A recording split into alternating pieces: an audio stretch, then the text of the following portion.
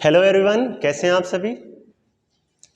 आज हम इस वीडियो में बात करने वाले हैं इलेक्ट्रोस्टैटिक्स के chapter 1 electric charge and electric field के नए टॉपिक्स की, जो टॉपिक है कूलाम का नियम, कूलम्स लॉ। प्रीवियस वीडियो में हमने आपको पढ़ाया था वैद्युत आवेश क्या है, इसकी प्रॉपर्टीज बताई थी, ये कितने प्रकार का होता है ये भी बताया था। वैद्युत आवेश दो प्रकार का है, धन आवेश तथा ऋण आवेश। अब दो आवेशों के बीच में जो बल लगता है दो प्रकार का लगता है, आकर्षण बल अथवा प्रतिकर्षण बल। अब उसी बल का मान ज्ञात करने के लिए एक भौतिक विज्ञान के वैज्ञानिक हैं ऑगस्टिन डे कूलाम, उन्होंने नियम दिया है और उसी नियम पर हम आज डिस्कस करेंगे। उन्होंने बताया था कि किन्हीं दो स्थिर बिंदु आवेशों के बीच लगने वाला जो आकर्षण अथवा प्रतिकर्षण बल होता है वो उन आवेशों की गुणनफल के अनुक्रमानुपाती तथा उनके बीच की दूरी के वर्ग के व्युत्क्रमानुपाती होता है। आइए देखते हैं। मान लेते हैं, माना दो बिंदु आवेश हैं, पहला बिंदु आवेश A है तथा दूसरा बिंदु आवेश B है। माना बिंदु A पर प्लस का Q1 आवेश रखा है तथा बिंदु B पर प्लस Q2 आवेश रखा है तथा इनके बीच की डिस्टेंस r मीटर है।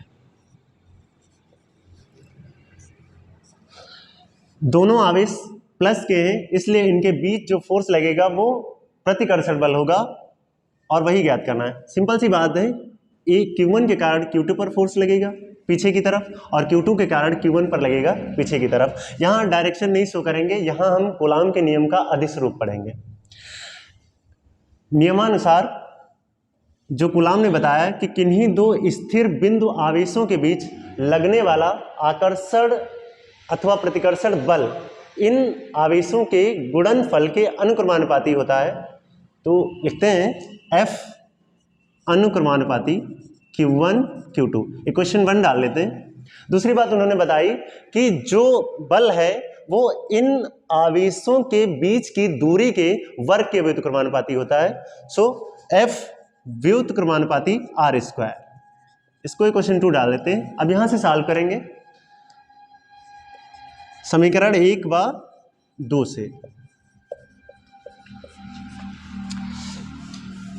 F अनुक्रमानुपाती Q1 Q2 upon r², समीकरण 1 व 2 से हम लिख सकते हैं। डायरेक्टली इसको पढ़ सकते हैं F अनुक्रमानुपाती Q1 Q2 upon r²। यहां पर अनुक्रमानुपाती का सिंबल हम हटाएंगे तो इसकी जगह पर कांस्टेंट आएगा और वो कांस्टेंट कोई यूनिवर्सल कांस्टेंट नहीं होगा, इन्होंने कूलाम ने जो बताया वही कांस्टेंट होगा। तो यहाँ पे लिखते हैं अनुक्रमानुपाती का सिंबल हटाते हैं और यहाँ पर एक कांस्टेंट k जोड़ देते हैं, Q1 Q2 अपॉन r²,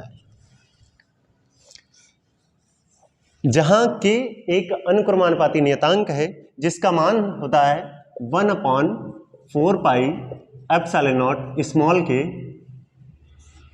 यहां पर एप्सिलॉन नॉट निर्वात की वैद्युतशीलता है, निर्वात की वैद्युतशीलता है तथा k माध्यम का परावैद्युतांक है, माध्यम का परावैद्युतांक है।